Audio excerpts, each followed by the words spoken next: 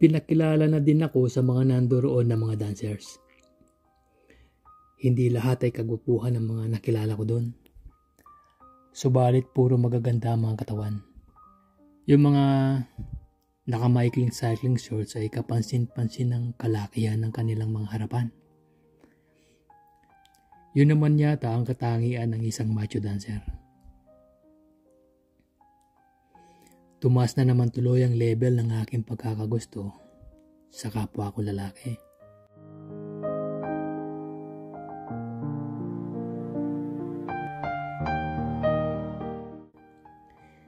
Ilang minuto pa ang lumipas ay tinawag na sila para sa isang ensayo. Hoy, labas na daw dyan. Kailangan na daw natin mag-ensayo at malapit nang magbukas ang club. Ang sigaw ng isang kasamahan ni Dindo. Tol, doon ka na rin muna sa labas. Panuorin mo muna ang ensayo namin. Ang nasabi naman ni Bernard sa akin. Naupo ako sa may bar ng club na yon. Sinabihan ako ng isang bading na manager pero hindi na ako kinakausap. Pareho naming pinapanood ang ensayo ng mga macho dancers doon. Mukhang isa si Bernard sa mga star dancers ng club na yon. Meron kasing isang dance number sila na parang siya ang bida. Hindi ko gaanong mahulaan kung anong klaseng performance nila sa gabing yon. Pawang nakadamit naman ang mga macho dancers na nag-iensayo. Pati ang paggiling nila ay parang walang kalutoy-latoy. Hindi tuloy ako ginanahan sa panunood sa kanila.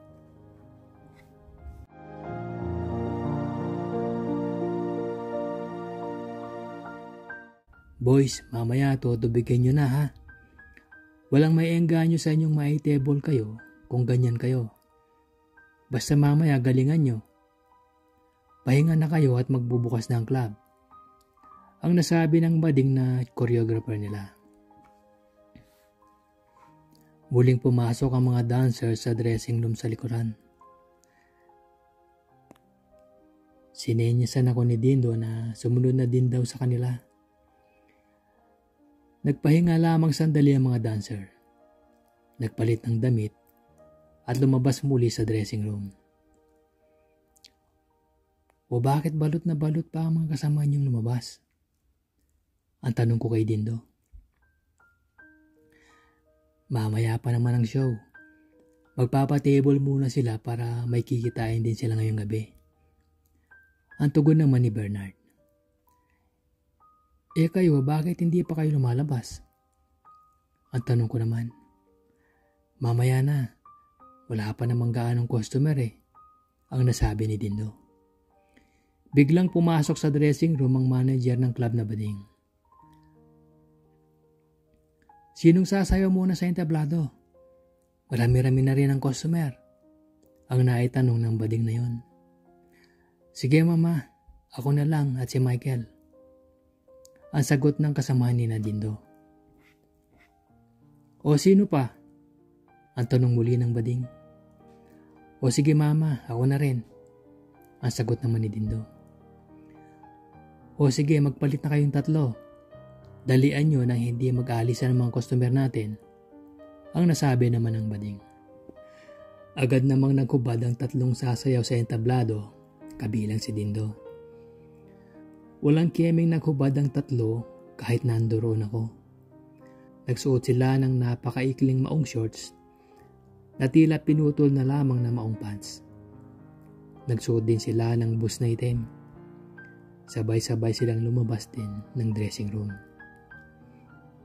Tara sa labas, inom muna tayo ng beer. Ang alok sa akin ni Bernard. Naupo kami sa tabi ng bar at umorder ng beer namin si Bernard. Pinanood namin ang tatlong macho dancers na sumasayaw sa entablado. Ang galing pala ni Dindo sa pagsayaw. Ibang-iba na ang galaw niya kumpara sa kaninang ensayo nila. Sa pagsayaw ng tatlo sa entablado, ay panay pasok ang kanilang kamay sa loob ng kanilang maong shorts. Para nilang inaakit ang mga customers ng club na yon. Kahit ganoon ang kanilang ginagawa, ay hindi naman nila binuboyang-yang ang kanilang mga harapan. Makalipas ng ilang minuto, ay biglang nagpaalam na rin sa akin si Bernard. Order ka lang ng beer mo. Papalitan ko lang sandali si Dindo sa entablado. Ang paalam ni Bernard. Sige, wag mo ko intindihin. Magtrabaho ka muna. Ang nasabi ko naman. Naiwan ako nag-iisa sa bar. Mayat maya pa ay umakyat na si Bernard at ilang pangkasamahan sa entablado. Sa Dindo naman at yung mga kasabay niyang sumasayaw ay nagsibaba ng entablado. Tanging itim na brief ang kanilang suot-suot. Grabe din sa paggiling si Bernard. Pero yung kasabay niyang sumasayaw ay halos ipakitan na ang kanilang mga harapan. Mas lalo akong nainitan sa ginawang yun ni Bernard at ng mga kasama niya.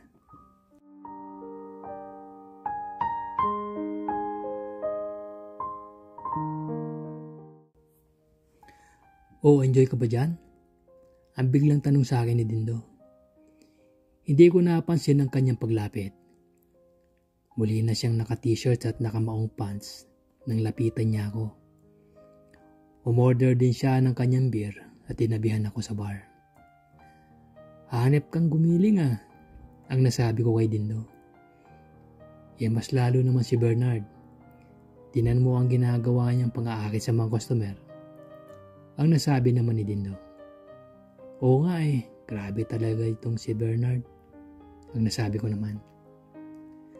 Biglang may lumapit sa aming waiter. Sir, pwede daw po kayong may table? Ang tanong sa amin ng waiter. Sino ako? Ang tanong ko sa waiter. Opo sir, kayo daw po. Ang tugon naman ng waiter. Natawa sa akin si Dindo. Napagkamalang kang callboy din tol. Ang biglang nasabi ni Dindo. Pakisabi na hindi ako pwedeng i-table. May customer na akong hinihintay Ang naging billing ko na lamang sa waiter. Umalis din agad sa aming harapan ng waiter.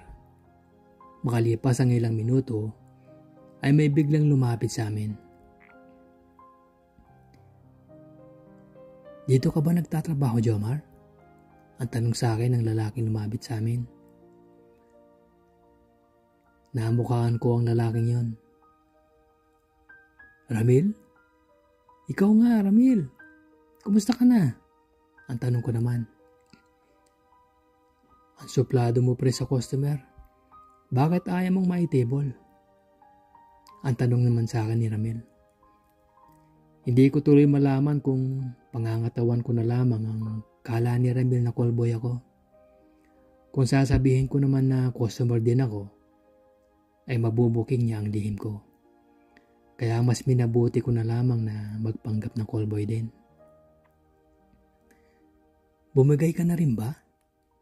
Chickboy ka nung high school tayo Ang biro ko kay Ramil.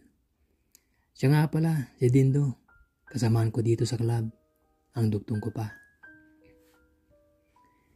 Kinamayan ni Ramil si Dindo. Dindo pala ang pangalan mo. Madalas na kitang makita dito sa club. Pero di pa kita nakakatable. Pero ikaw, mukhang ngayon lang kita nakita dito. Ang nasabi ni Ramil habang kinakamayan si Dindo. Pare naman, chick boy pa rin ako. Pwede sa chick, pwede rin sa boy. Ang dugtong pa ni Ramil sabay tawa. Napatawa na rin kami ni Dindo. Alam mo ba pare, nung classmate pa tayo, crush na kita. Ang talino mo kasi. Ang nasabi pa ni Ramil sa akin. Ganun ba? Ang maikli kong nabanggit. Magkano bang talent fee mo ngayon? Para matikman kita. Ang tanong ni Ramil. Napatingin ako kay Dindo. Mukhang nawari ni Dindo ang ibig sabihin ng pagtingin ko sa kanya. Binulungan niya ako ng presyong sasabihin ko. 5,000 pare, kaming dalawa na yon. Dagdagan mo pa ng 1,000, pati yung mestisong sumasayaw sa entablado ay kasama na rin namin. ang nasabi ko kay Ramil. Mukhang mahal yata yun pare. Pwede bang ikaw na lang?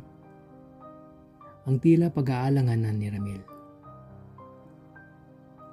Sa totoo lang, 2,000 lang ang binulong sa akin ni Dindo. Pero ayaw ko naman na bayaran ako ni Ramil, kaya ako tinaasan na lang. Para na rin may kikitain si Dindo at Bernard kung sakaling kakagat sa presyo si Ramil. Gwapo din naman si Ramil. Kung nagkita sana kami sa labas ng club, ay baka pumayag pa akong libre na lang.